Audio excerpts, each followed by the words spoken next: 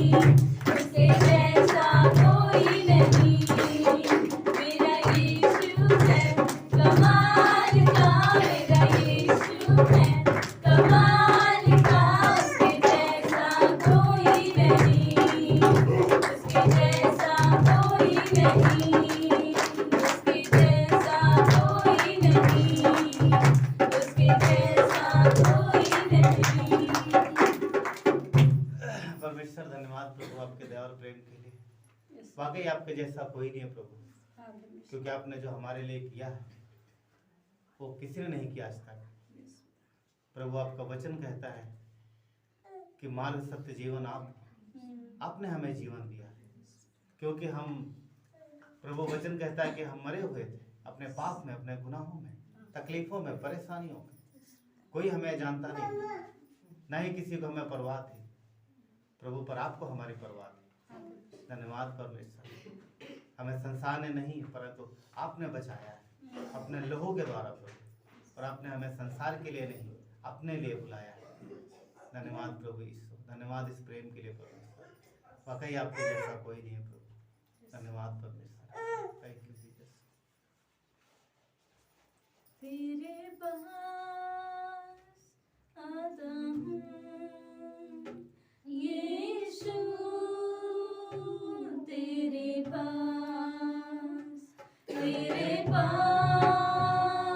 आता हूँ यीशु, तेरे पास हर पल मेरी हर सांस तेरी स्तुति करती रहे,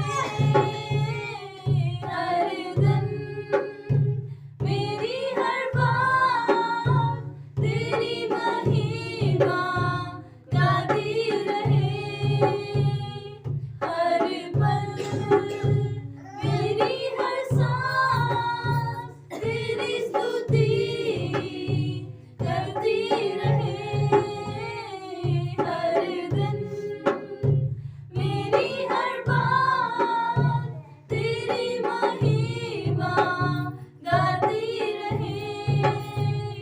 यीशुआ, यीशुआ,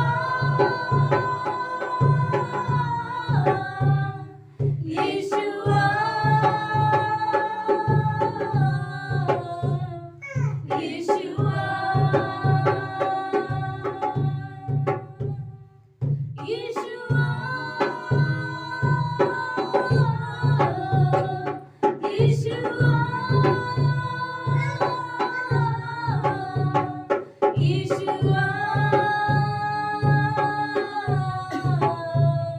यीशुआ,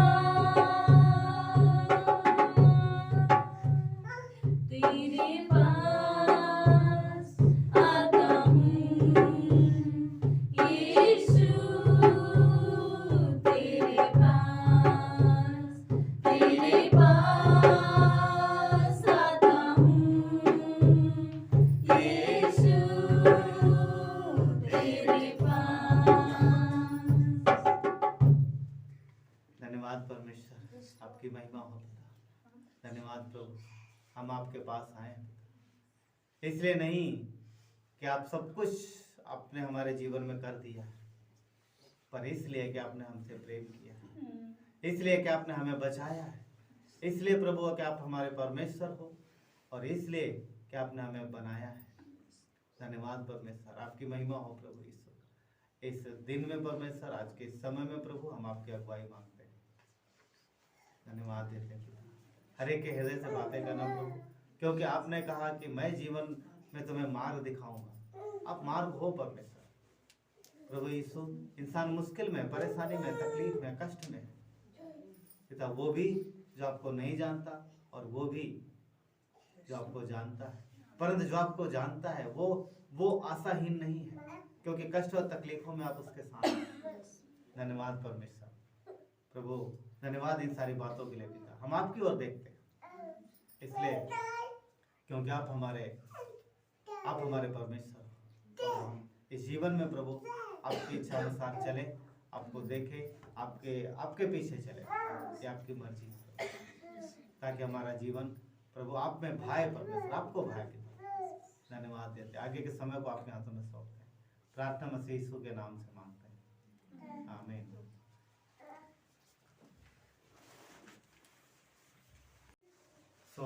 चलिए हम लोग संदेश में जाते हैं।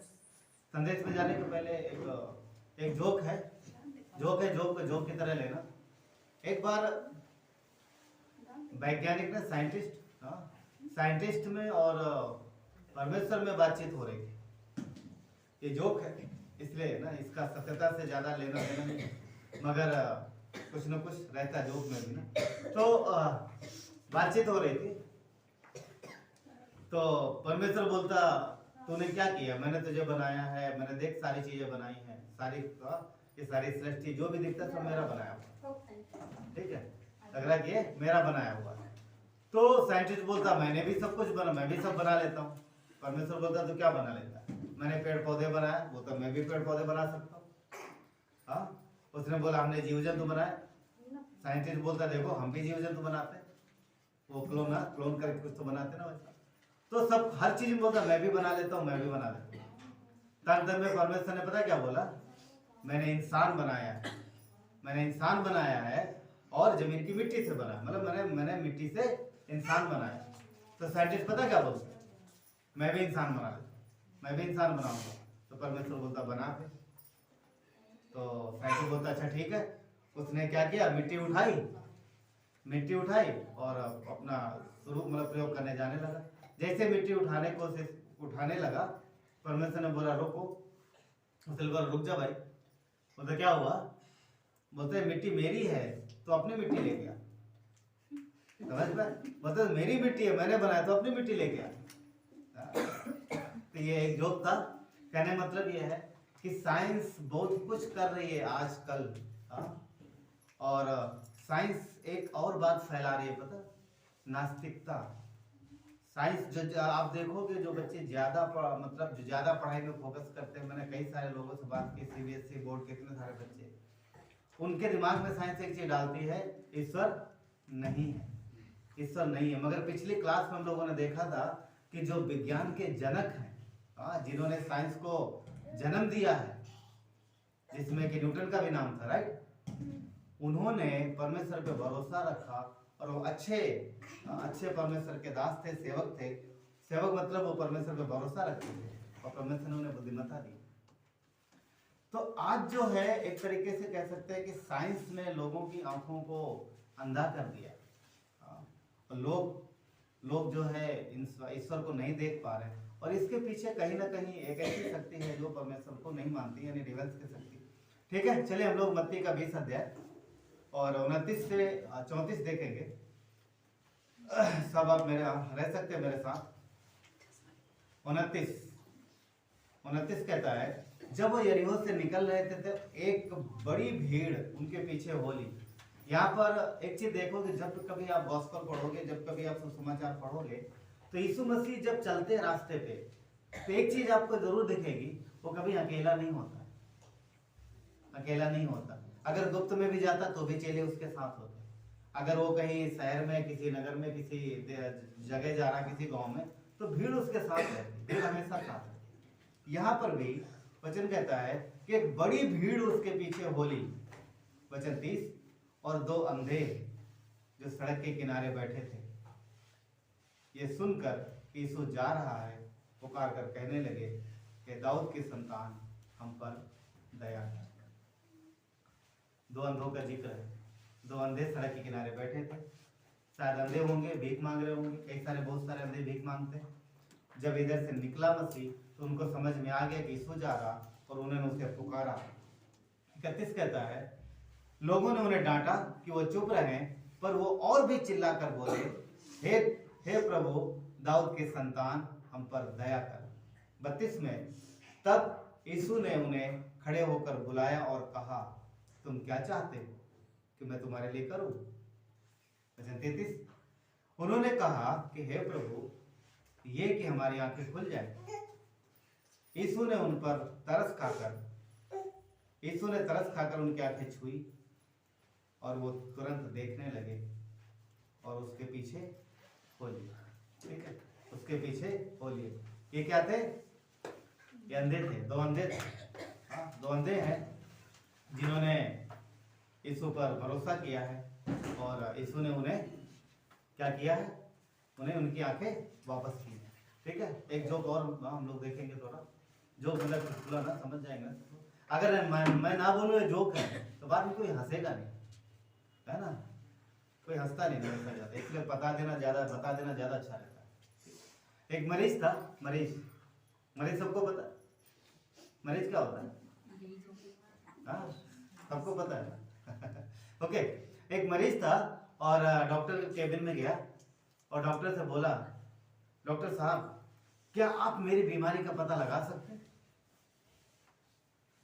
केबिन में गया और बात किया, डॉक्टर बोला क्या आप मेरी बीमारी का पता लगा सकते हैं? डॉक्टर बोला हाँ मैं जानता हूं, तुम्हारी आंखें कमजोर है। ऐसे ही डॉक्टर के पास गया, डॉक्टर बोला हाँ तुम्हारी मुझे तुम्हारी तकलीफ पता है, तुम्हारी आंखें कमजोर है। वो हैरान हो गया, अरे डॉक्टर साहब आपने ऐसे कैसे बिना चेक किया, कुछ भी नहीं, ना आला लगाया ना कुछ भी, ना चेक किया, आपको कैसे पता चल गया? हाँ, आपने मेरी आंखें देखी तक नहीं, आपको कैसे पता चल गया कि मुझे आंखों की तकलीफ है? डॉक्टर बोला बाहर बोर्ड में बड़ा बड़ा लिखा है मैं इंसानों को नहीं जानवरों को डॉक्टर इसलिए तो अंदर आ गए। ये जोक था। परंतु जब आंखें कमजोर हो तो साफ साफ नजर नहीं आता है, नहीं नजर आता साफ साफ, क्योंकि आंखें कमजोर हैं, दिखाई नहीं देता। परंतु जब आंखें खराब हो जाए या पूरी तरीके से व्यक्ति अंधा हो जाए तो क्या देख पाएगा? तो बिल्कुल नहीं देख पाएगा। हाँ, उसे कुछ नहीं दिखता और संसार उसके लिए अंधेरा हो जाता है। उसे संसार की खूबसूरती चाहे रंगों की हो, चाहे पशु पक्षियों की हो, चाहे पेड़ों की हो, चाहे चिड़ियों की हो या इंसानों की, कोई खूबसूरती उसको दिखती नहीं, कुछ भी नहीं दिखेगा, क्योंकि सब तो उसके आगे अंधेरा है। अगर वो अंधा है तो सब अंधेरा, कुछ भी नहीं उसके सब बेकार उसके लिए, कुछ भी मतलब नहीं उसके लिए। यहाँ पर जैसे कि हमने देखा दो अंधे, उन्हें कोई फर्क नहीं पड़ता कि किसी ने कौन से कपड़े पहने, किसी ने कैसे कपड़े पहने। मेयर हॉल में एक लड़की थी, सॉरी मेयर हॉल बोल रहा हूँ, हमारी मुंबई कलेसिया में अभी है भी मेरे ख्याल से, वो है और वो अंधी है, आंखों से अंधी है। मगर वो जब हम लोग थे वहाँ पर, इस समय प्रेजेंट का मुझे नहीं पता, जब हम लोग वहाँ पर थे तो कहते हैं कि वो एवरी वीक आती थी इंग्लिश कलेसिया में, जो मेन कलेसिया में आती थी, और वो एवरी वीक आती थी। अंधी थी, कुछ दिखता नहीं था, एवरी वीक आती थी।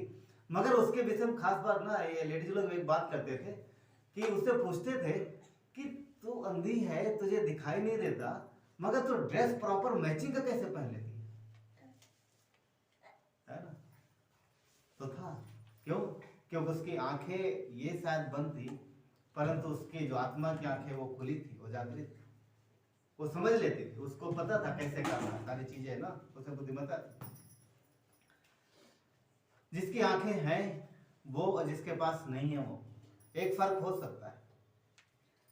आंख वाला व्यक्ति, आंख वाला व्यक्ति और अंधे वाले व्यक्ति में एक फर्क हो सकता है कि जो आंख वाला व्यक्ति है वो ऊपर का देखेगा, बाहरी देखेगा, हो सकता है वो आंतरिक सुंदरता ना देख पाए, क्योंकि जिसके पास आंख है सबसे पहले क्या देखेगा? बाहर जो दिखाई देगा। परंतु जिनके पास आंखें नहीं है वो बाहरी सुंदरता नहीं देख पाते, बाहरी रूप नहीं देख पाते, वो जज करते हैं और वो अंदरूनी चीजें देख पाते, वो मन की खूबसूरती देख पाते, जो मन जो हृदय की सुंदरता देखते हैं। तो दो तरीके की सुंदरता, एक जो बाहरी है और दूसरी जो हृदय की सुंदरता। परमेश्वर ने हमारे बाहरी रूप को नहीं देखा। क्या लगता है अगर बाहरी रूप को यीशु ने देखा होता तो एकदम सुंदर से सुंदर, बढ़िया से बढ़िया लोग उसकी कलीसिया में होते, अंधे, लंगड़े, लूले, नशा करने वाले, पापी, व्यभिचारी, वो नहीं होते। उसने अंदरूनी रूप देखा हमारा, उसने मन को देखा, मन की सुंदरता को देखा कि ये हमारे बच्चे हैं और मैं इनसे बहुत प्यार करता हूँ। और वो सुंदरता नहीं जैसा मनुष्य का देखना, परमेश्वर का देखना कुछ अलग है। उसने ये भी नहीं देखा कि कौन कैसे काम करता है, कौन कितना पाप करता है, उसने ये भी नहीं देखा। उसने सिर्फ एक ही चीज देखी कि ये तकलीफ में है और मुझे इन्हें बचाना है, मुझे इन्हें बचाना है। यूहन्ना 9 अध्याय में यदि आप देखोगे, एक व्यक्ति है जो जन्म से अंधा पैदा हो, जो जन्म से अंधा है और उसने कभी भी पैदा होने के बाद कभी भी दुनिया नहीं देखी, उसने कुछ भी नहीं देखा, उसे नहीं पता लाल कैसा होता है, उसे नहीं पता सफेद और नीला कैसा होता है, नहीं मालूम। हम लोगों की छोटी बात लग रही होगी, पर आप उसको अगर गहराई से इमेजिन करोगे तो ये व्यक्ति जो जन्म से अंधा पैदा हुआ, उसे नहीं पता कि यहाँ तक उसे खुद को नहीं, उसने खुद को भी नहीं कभी देखा कि वो कैसा दिखता है, उसके माता पिता कैसे दिखते हैं, उसके बच्चे कैसे दिखते हैं, उसका परिवार कैसा दिखता है, नहीं देखा, कभी नहीं देखा। तो उसके जीवन में अंधकार, निराशा है। पर यहाँ पर हम देखते हैं कि वो व्यक्ति यीशु के साथ मिलता है, यीशु से मुलाकात होती है। अगर आप पढ़ लेना यूहन्ना 9 अध्याय में, वहां पर आप देखोगे कि यीशु मसीह ने उसे खूबसूरत तरीके से चंगाई दी, अद्भुत तरीके से चंगाई दी, और उसने भरोसा किया उस पर। आप देखोगे यीशु ने उसकी आंखों में मिट्टी लगाई और उसे बोला जाके सिरों के कुंड में धो ले। वो बोल सकता था, प्रभु आप तो कुछ भी कर सकते हो, मुझे क्यों काम दे रहे हो वहां जाने के लिए, मैं तो अंधा हूं, मैं कैसे जाऊंगा, वो तो बीचों बीच में, शहर के यरूशलेम पूरे बीचों बीच में है, वो कैसे जा पाऊंगा। क्या लगता है, आपने देखा जब उसने बोला हाँ जाके धो ले, और गया धो लिया, ऐसा लगता बगल में था, हाँ ऐसा लगता बगल में था, बगल में नहीं था, काफी दूर था। परमेश्वर कई बार हमें कुछ करने के लिए देता, कई बार कुछ चैलेंज देता। क्या लगता है यीशु मसीह उसको तुरंत चंगाई नहीं दे सकता था? कितने लोग बोलते दे सकता, तुरंत दे सकता है, मगर क्यों नहीं दिया? एक आध बार दिया भी ना। अब यहाँ पर वो जो 2 अंधे हैं उनको तुरंत चंगाई दे दी, पर इसको नहीं दिया, और इसको बोला जाके धो, आंखों को धो ले, और वो गया। कई बार परमेश्वर हमें कुछ करने के लिए कहता है, और वहां पर जब हमारा प्रत्युत्तर विश्वास का होता है तो फिर कार्य जो है परमेश्वर के सामर्थ्य कार्य हमारे जीवन में प्रकट होते हैं। और ये चीज हमें विश्वासी होने के नाते हमारा आपको समझने की जरूरत है। हर बार वो चमत्कार नहीं करेगा। अगर आप देखोगे मत्ती किताब में, जहां पर देखे 2 अंधे हैं, वहां पर चमत्कार हुआ, यहाँ पर भी, मगर अलग तरीके से। वहां पर उसने उसकी आंखों को छुआ और तुरंत देखने लग गए वो लोग। मगर यहाँ पर उसने कुछ किया और बोला अब तुझे कुछ करना, अब तुझे कुछ करना। और अच्छी बात यह है उसने भरोसा किया और वो गया। हेल्प ली होगी, मदद ली होगी किसी के, अपने दोस्तों के, जिसकी भी, पर वो गया विश्वास था और धोया और देखने लगा। जन्म के अंधा था, देखने लगा, और जब लोगों ने देखा तो उसने हैरान हो गए। आप पढ़ोगे वहां पर कोई बोलते हैं तो उसके जैसा दिखता है, अरे ये वो नहीं है, वो तो पैदाइशी अंधा था, ये कैसे देखने लग जाए। कहने का मतलब ये है कि जो पैदाइशी, जिसके आंखें ना हो, दुनिया में कौन ऐसा है, कौन ऐसा डॉक्टर है, कौन ऐसा वैद्य है, कौन ऐसा है जो उन आंखों को ला दे।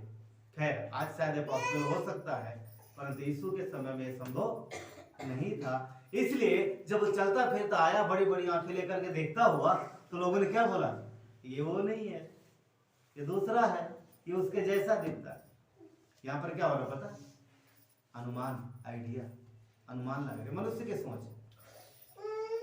लोग उसको फरीसियों के पास लेके गए, और फरीसियों ने जब उससे पूछा तो उसने यही बताया, हाँ मैं पहले अंधा था पर अब मैं देखता हूँ, पहले अंधा था अब मैं देखता हूँ। क्यों?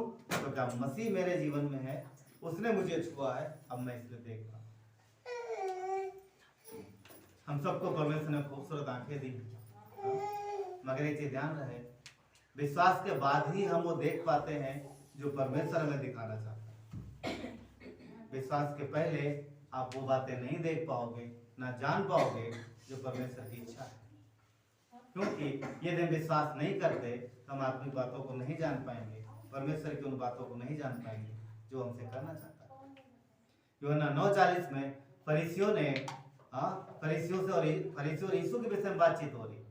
यूहन्ना के 9 अध्याय में देखोगे, क्योंकि इस घटना को लेकर के फरीसियों ने यीशु को बुलाया, यीशु से बातचीत की, और यीशु ने यही बात उनसे बातचीत की। और उनके सामने जब बातचीत हो रही तो यीशु ने बोला कि जो अंधे हैं वो देखेंगे और जो देखते वो अंधे होंगे। तो फरीसियों ने अपने आप को बोला, क्या हम अंधे हैं? तुझे क्या लगता है हम अंधे? क्योंकि वो समझ गए थे यीशु के बाद कि वो क्या कह रहा है। थोड़ी देर के लिए हम लोग चलते हैं उसमें यूहन्ना के 9 अध्याय में, कुछ समय के लिए यूहन्ना 9 में चलेंगे।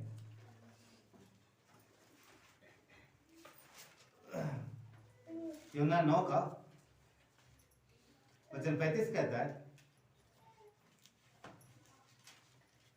नहीं 35 नहीं, हम लोग देखते हैं 38 39 में देखेंगे, एक्चुअली 38 भी देख लेते हैं। अब आप 35 से देखोगे तो 35 में, वचन 35 से और 38 के बीच में यीशु और उस व्यक्ति की बातचीत हो रही जिसने उसकी आंखें खोली थी। 38 में लिखा है कि उसने कहा, हे प्रभु मैं विश्वास करता हूँ, और उसे दंडवत किया। यहाँ पर यीशु मसीह को उस व्यक्ति ने दंडवत किया और यीशु ने प्रत्युत्तर में कुछ नहीं बोला। यहाँ पर उस व्यक्ति ने यीशु को दंडवत किया है और यीशु ने कुछ नहीं कहा। मतलब यीशु ने ये नहीं कहा कि तू मुझे दंडवत मत कर। आप देखोगे जब फरिश्तों को लोगों ने दंडवत किया तो उन्होंने मना किया कि मुझे दंडवत मत करो, मैं तुम्हारे समान, मैं भी तुम्हारा भाई हूं। परंतु परमेश्वर ने, जब परमेश्वर को दंडवत की जाती है तो उसने स्वीकार किया। यहाँ पर यीशु को दंडवत किया उसने और यीशु ने स्वीकार किया।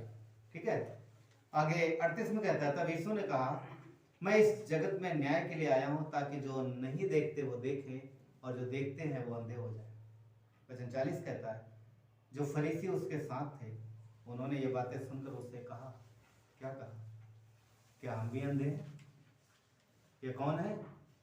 फरीसी, शास्त्री, ज्ञानी, जो बुद्धिमान थे, जो ज्ञानवान थे, जिनके पास बहुत सारा ज्ञान था, बहुत सारा ज्ञान था और उनकी आंखें अच्छी थी, परंतु यीशु की बात वो समझ गए। उन्होंने उससे बोला, क्या हम भी अंधे हैं? उनका कहने मतलब ये था कि हम अंधे नहीं, हम बहुत ज्ञानवान, बहुत समझदार है, मुझे सब पता है, तुझे कुछ नहीं पता। अब देखिए 40 में यीशु ने क्या बोला, 41 में, 41 में यीशु ने उनसे कहा, यदि तुम अंधे होते तो पापी न ठहरते। यहाँ पर एक बात कहता है, यदि तुम अंधे होते यानी तुम्हारी आंखें नहीं होती, यानी तुम्हें परमेश्वर के वचन का ज्ञान नहीं होता, ये तुम माने जाते, ये कुछ भी होते, तो तुम पापी नहीं ठहरते क्योंकि तुम जानते ही नहीं हो। पर अब वचन कहता है कि अब कहते हो कि हम देखते हैं, इसलिए तुम्हारा पाप बना रहे। कहने मतलब यह है कि वो जानबूझकर, वो जानते थे, वो समझते थे सारी बातों को, इसलिए यीशु ने कहा तुम्हारा पाप बना रहेगा क्योंकि तुमने जानबूझकर इनकार किया। तुम जानते हो सारी चीजें, तुम नहीं समझ पाओ। अब यहाँ पर एक बात देखो, फरीसियों का देखना किस प्रकार का था? फरीसी किस प्रकार देख रहे थे? उनका देखना किस प्रकार था? फरीसियों का देखना संसार के जैसा था, जैसा दुनिया देखती है। संसार का देखना अलग होता है, परमेश्वर के लोगों का देखना अलग होता है। हम विश्वास की नजरों से देखते हैं और संसार कैसे देखता है? संसार का देखना अलग। संसार जो आंखों से देखा उसी पे विश्वास करेगा, पर हम किस पे भरोसा करते हैं? जो देखी, जो चीजें आंखों ने देखी नहीं, जो सुनी नहीं, वो बातें परमेश्वर ने हमारे लिए ठहराई हैं। कहने मतलब ये है कि हम अनदेखी बातों पे विश्वास करते हैं, वो चीजें, और यही विश्वास है कि जिनको हमने देखा नहीं पर हम भरोसा करते हैं वचन के द्वारा। संसार का देखना कैसा होता है हम सब जानते हैं। उनका देखना, फरीसियों का देखना संसार का जैसा था। वो ये चाहते थे कि यीशु उनकी इच्छा अनुसार काम करे। पता है फरीसी में और यीशु मसीह में हमेशा प्रॉब्लम क्यों होता रहता? पर यीशु जो है चाहता था कि फरीसी सही चीजें सीखें और परमेश्वर के वचन के अनुसार जाएं, मगर फरीसी चाहते थे कि यीशु वो करे जैसा वो कहते हैं। इसीलिए हमेशा समस्या थी। इस व्यक्ति को भी यीशु मसीह ने सब्त के दिन चंगाई दी थी। कौन सा दिन? सब्त के दिन चंगाई दी थी। और यहां पर भी फरीसियों ने यही पॉइंट पकड़ा कि इसने चंगाई तो दी मगर इसने सब्त के दिन चंगाई दी, ये परमेश्वर के नियम का, परमेश्वर की आज्ञा का उल्लंघन करता है, इसलिए ये व्यक्ति परमेश्वर की ओर से नहीं हो सकता। मगर क्या यीशु ने फरीसियों को एक बात नहीं कही थी? क्या कही थी? फरीसियों ने एक बार नहीं बहुत बार उस पर दोष लगाया और यीशु ने एक बात क्लियर की उन्हें कि तुम जानते नहीं हो, क्या तुम्हें पता नहीं कि मनुष्य का पुत्र सब्त के दिन का भी प्रभु है? मनुष्य का पुत्र जो है सब्त के दिन का भी प्रभु है। लूका 6:5 में उसने कहा। पर मसीह यीशु ये सिखाना चाह रहे थे, ये बताना चाह रहे थे कि जो नियम और बातें तुम मुझे सिखा रहे हो, मैं ही वो तुम्हारा परमेश्वर यहोवा हूं, इसलिए अपनी आंखें खोलो और मुझे पहचानो और जानो। मगर वो लोग समझ नहीं पाए अंत समय तक। उनका देखना कैसा था? संसार के जैसा था। क्योंकि संसार क्या कहता है, वो क्या कहते थे, अरे यीशु ने ऐसा क्यों किया, इस दिन ऐसा क्यों किया, ऐसा क्यों किया, उस दिन ऐसा क्यों नहीं किया, यीशु तो ऐसा करता है, यीशु तो ऐसा करता है। क्या संसार आज नहीं कैसा करता? अरे क्या संसार देखना नहीं यार, ऐसा क्यों करते हो तुम लोग, तुम ऐसा क्यों करते हो, कितनी सारी बातें होती है। सिर्फ दुनिया ही नहीं, कई बार सिर्फ संसार नहीं, कई बार विश्वासी भी ऐसे हो जाते हैं और जो सोचते हैं और उनका सोचना थोड़ा अलग हो जाता है, उनका सोचना संसार के जैसा हो जाता है। विश्वासियों का भी कई सारे विश्वासी मैंने ऐसे देखे, आप लोगों ने भी देखे होंगे।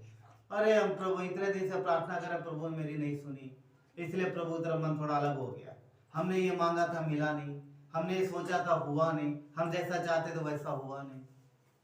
फरीसी क्या चाहते थे? फरीसी भी यही चाह रहे थे, जैसा चाह रहे थे, वो चाह रहे थे ऐसा हो, यीशु ऐसा कर नहीं रहा। वो चाह रहे थे सप्ताह दिन आराधना ना करे, सप्ताह दिन मतलब चंगाई ना दे, वो चंगाई दे रहा। तो बहुत बार विश्वासी वैसे हो जाते हैं जो अपनी इच्छा अनुसार चाहते हैं कि वो यीशु को चलाएं, हर वो काम जो हम चाहते हैं वो यीशु करे। कहने मतलब ये है कि उनकी इच्छा ये होती है, प्रभु आप मुझे रास्ता मत दिखाओ, हम आपको बताएंगे कि आपको क्या करना है।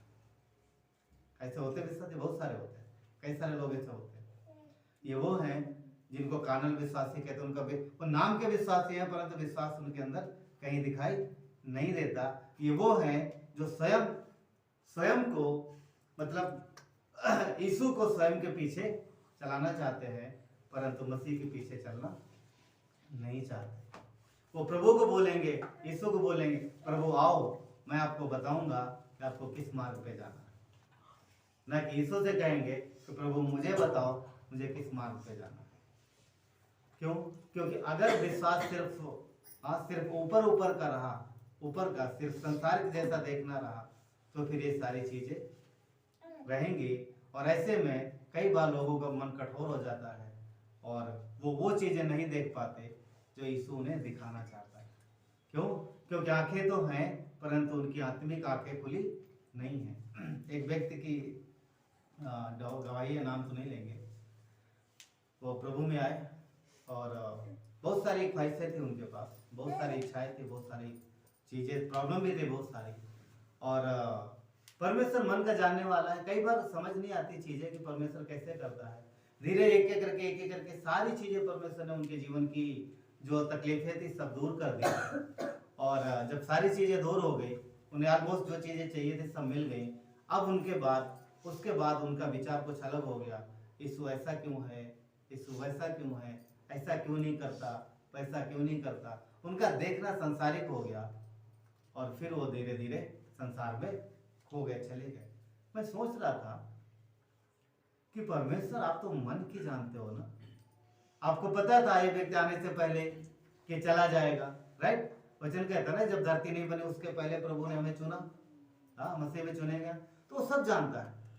फिर भी आपने सब कुछ किया उसके जीवन में, जिन चीजों के लिए दुआ की गई, जिन चीजों के लिए प्रार्थना की गई, आपने सब किया उसके जीवन में, ये जानते हुए कि वो चला जाएगा।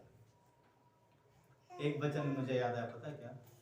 यीशु जानता था यहूदा को, शुरू से जानता था ना यहूदा को, 12 शिष्यों में, कि यही मुझे पकड़वाएगा, इसी की वजह से मैं क्रूस पे चढ़ाया जाऊंगा। पर जो काम उसने यहूदा को दिया था अंत तक यहूदा ही करता रहा, उससे लिया नहीं। इवन यहाँ तक कि यहूदा को कौन सा काम दिया गया, तो कौन बताएगा? तो प्रश्न पूछ लो, बोल सकते यहूदा को कौन सा काम दिया था यीशु मसीह ने?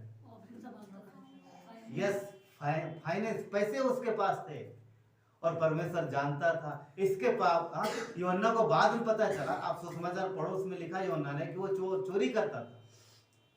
यूहन्ना को बाद में पता चला कि वो चोरी करता था। यीशु को कब पता था? यीशु को पता चला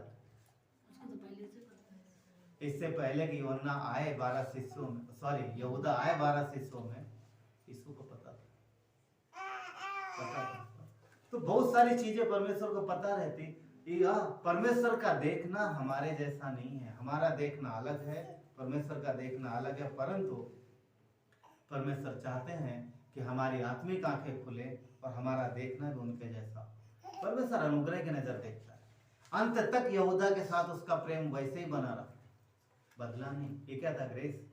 ये वो प्रेम है जो बलिदानी प्रेम है, जो परमेश्वर अपने लोगों से करता है, अपने लोगों से करता है। वो चाहते हैं, हाँ, यीशु की इच्छा है कि हम भी उस प्रेम को सीखें, हमारा भी देखना उसके जैसा हो। लूका के 9:23 में यीशु ने कहा, जो कोई मेरे पीछे आना चाहे तो अपने आप का इनकार करे और प्रतिदिन अपना क्रूस उठाए हुए मेरे पीछे चले। इसका मीनिंग यही है कि जब सांसारिकता की नजर हमारी होगी, जब हम संसार के नजर से, संसार के चश्मे से हम मसीह को देखेंगे, तो फिर वहां पर हमारा देखना फरीसियों और शास्त्रियों जैसा हो जाएगा। फिर हम उंगली उठाएंगे यीशु पर कि तुमने ये नहीं किया, तुमने वो नहीं किया, तुम्हें ऐसा करना चाहिए, तुम्हें वैसा करना चाहिए, तुम्हें वैसा करना चाहिए। इतने ही नहीं, बाद में हम लोगों पर भी उंगली उठाएंगे। क्यों? क्योंकि हम कौन से, अब हम परमेश्वर के नजर से नहीं, हम किसकी नजर से देख रहे हैं? संसार की नजर से देख रहे हैं। परंतु जो यीशु के पीछे आएगा और उसके प्रेम को, उसकी सुंदरता को जानने की कोशिश करेगा, वो मसीह की ओर से देखेगा, उसकी नजर से देखेगा। मत्ती 20 जो हम लोगों ने पढ़ा, मत्ती 20 में जो 2 अंधों के विषय में जो हम लोगों ने पढ़ा ना, वहां पर देखो कुछ बातें, चलेंगे थोड़ी देर लिए मत्ती 20 अध्याय में, कुछ समय के लिए। यहाँ पर देखो लिखा, जब यरीहो से निकल रहे थे, 2 अंधे थे, सड़क के किनारे बैठे थे। जब लोग जा रहे, लोगों की बातचीत सुन करके उनको पता चल गया कि यीशु मसीह आ रहा है। उन्होंने यीशु कभी देखा नहीं, कभी नहीं देखा, परंतु उनके कान खुले थे, उन्होंने चर्चा सुनी थी, उन्होंने बातचीत सुनी थी, उन्होंने वो काम सुने थे जो यीशु ने किए थे। उनके मन में एक आशा थी, काश मुझे अगर यीशु से हमारी मुलाकात हो जाए, काश अगर मुझे यीशु से मिलने का मौका मिल जाए, तो शायद जो असंभव है वो हो सकता है। आज के 2000 साल पहले आंखें नहीं बना देना संभव नहीं था। आंखों का ऑपरेशन बोलते ना, आंखें नई आंखें लग जाती है आजकल, तभी बोलते ना, मरने से पहले कुछ लोग आंखें, गुर्दा और क्या क्या दान कर जाते हैं, है ना, बहुत सारे लोग, ताकि जो पोस्टमार्टम हो तो उनकी जो भी अंग अच्छे होंगे तो रख लिए जाए, दूसरों को लगा दिया जाए। आज आसान है, आज हमारी आंखें किसी को लग सकती हैं, या किसी की आंखें किसी को लग सकती है, पर उस समय संभव नहीं था, असंभव था। उस समय असंभव था कि वो अंधे हैं वो ठीक हो सके, परंतु उनकी आशा थी कि जो मनुष्य से नहीं हो सकता है वो परमेश्वर से हो सकता है, और ये व्यक्ति परमेश्वर की ओर से आया है। ये हमारा मसीह, ये हमारा मसीह है, ये हमारा उद्धार करता है। अब ये बताओ, क्या उन्होंने यीशु का नाम नहीं सुना होगा? क्या जानते नहीं होंगे यीशु को?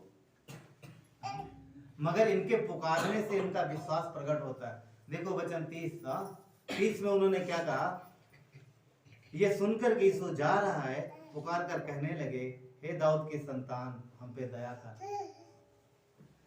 ये दाऊद की संतान क्यों बोल रहे हैं? क्या ये नाम था यीशु का? ये नाम तो नहीं था, सब उसे यीशु बोलते थे। ये अलग ही नाम से पुकार रहा है, क्यों भाई? दाऊद के संतान क्यों? वो तो 14 पीढ़ी पहले पैदा हुआ था, 1 भी नहीं, 2 भी नहीं, 3 भी नहीं, अरे कितनी है, 14 पीढ़ी पहले यीशु वो दाऊद पैदा हुआ। अब ये यीशु पुकारे दाऊद के संतान क्यों? क्योंकि यहूदी ये जानते थे कि जो मसीह आएगा वो दाऊद की संतान कहलाएगा। कौन कहलाएगा दाऊद की संतान? मसीह उनका उद्धार करता। और जब इन्होंने बोला है दाऊद के संतान मुझ पर दया कर, तो इन्होंने डिक्लेयर कर दिया कि सामने आने वाला व्यक्ति ही वो हमारा मसीहा है, जिसका इंतजार हमारे दादा बाबा पुरखा अब तक करते चले आ रहे हैं। एक बात बहुत अच्छी लगती है हमें यहाँ पर, जो इनके जीवन लिखती है, यहाँ पर जो है, पता क्या लिखा है? वचन 31 बहुत बढ़िया है, बहुत खूबसूरत। यहाँ पर क्या लिखा है? लोगों ने उन्हें डांटा कि वो चुप रहे, लोगों ने उन्हें डांटा कि वो चुप रहे, पर आगे लिखा है वो और भी चिल्लाकर बोलने लगे। मीनिंग पता है क्या है? यीशु को उन्होंने पुकारा है, अब उनके अगेंस्ट में कौन है? संसार।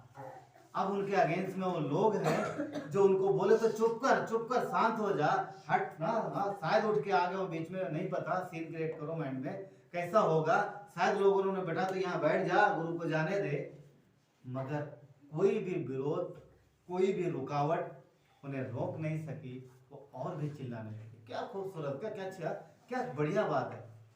कहने मतलब ये है, क्या तकलीफ और परेशानियों में क्या तकलीफ और परेशानियों में हमारा विश्वास और बढ़ता है या फिर शांत हो जाता है। कष्ट तकलीफ परेशानियों में हम और परमेश्वर को पुकारते हैं या फिर हम बैठ जाते हैं। इनके जीवन में इनके सामने रुकावटें आ गई, बाधा आ गई, लोग इनको बिठाने लगे, लोग हटाने लगे, पर ये और जोर से चिल्लाने लगे। क्यों पता? क्यों चिल्ला रहे थे? क्योंकि वो 100% जानते थे कि ये वही है जो मुझे इस जिंदगी से, इस तकलीफ भरी जिंदगी से, इस नर्क भरी जिंदगी से छुटकारा दिला सकता है। यही हमारा मसीह है। इसी के इंतजार हमारे दादा बाबा पुरखा करते थे, इसी के इंतजार हम करते हैं। यही है और कोई दूसरा नहीं। समझ पा रहे? इसलिए उन्होंने और जोर लगाया और जोर से चिल्लाना शुरू किया, और नतीजा किसके पक्ष में गया? उनके जो उसे हटा रहे थे या उनके जो चिल्ला रहे थे, जो आवाज दे रहे थे, उनके पक्ष में गया। यीशु रुका, यीशु रुका। 32 में बहुत खूबसूरत बात, 32 देखिए ना, यीशु रुक गया उनके लिए। समझ रहे? अब एक बात बताओ, जब यीशु चले थे, यरीहो से निकल रहे थे, क्या ये उनके प्लान में था? क्या उनके शेड्यूल होता? शेड्यूल क्या यीशु के शेड्यूल में था? क्या चेलों ने शेड्यूल बनाया होगा, प्रभु हम यहाँ से चल रहे हैं, इस रास्ते से उधर जाएंगे? क्या शेड्यूल में था? नहीं था, ये शेड्यूल में नहीं था। परंतु उन्होंने पुकारा, उन अंधों ने पुकारा और यीशु वहां रुका। कितनी अच्छी बात है। जब हम और आप पुकारते हैं, क्या लगता है? वो हमारी ओर आता है, वो हमारे लिए रुकता नहीं, हमारे लिए रुका ही है हमेशा।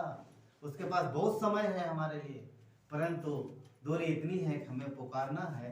हर रुकावट, हर एक बाधा, चाहे जो भी हो, उसको नजरअंदाज करके, उससे ऊपर उठ करके हमें पुकारना है, और 100% यीशु हमारे लिए आएगा। क्या कहता है?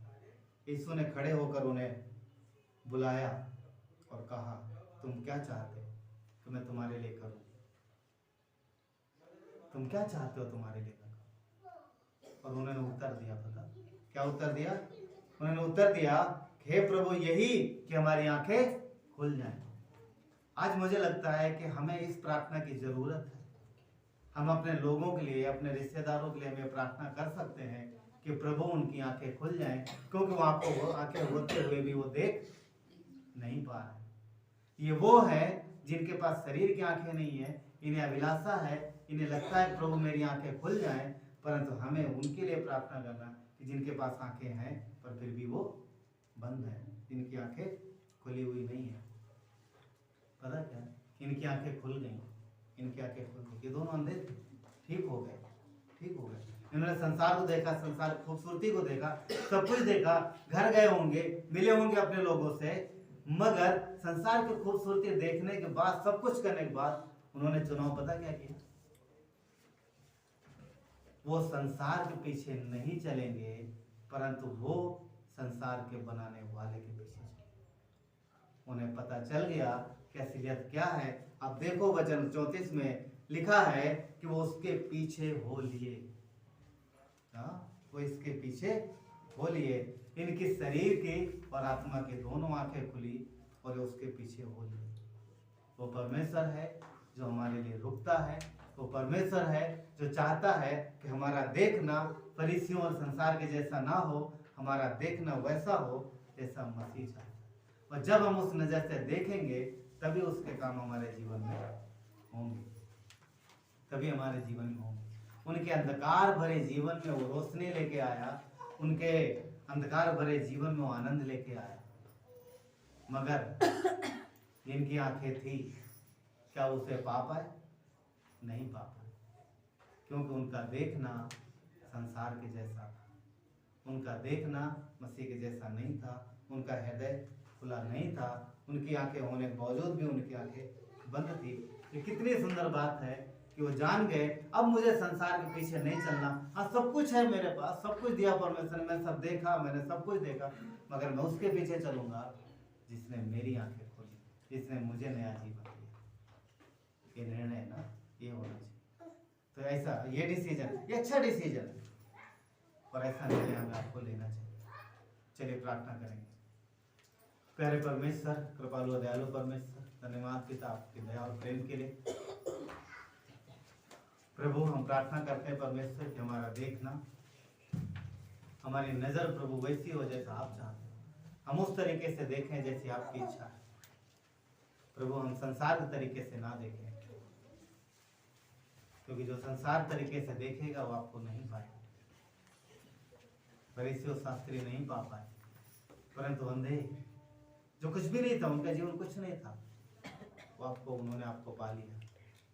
धन्यवाद। आप सबके लिए आए, ऐसा नहीं आपने पक्षपात नहीं किया, परंतु हमारी नजर, हमारा सोचना, हमारा देखना उस तरीके का हो प्रभु जैसा आप चाहते।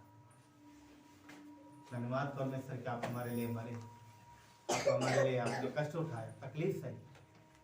धन्यवाद देते परमेश्वर। धन्यवाद हमें नया जीवन देने के लिए, हमारे सारे पापों का प्रायश्चित करने के लिए।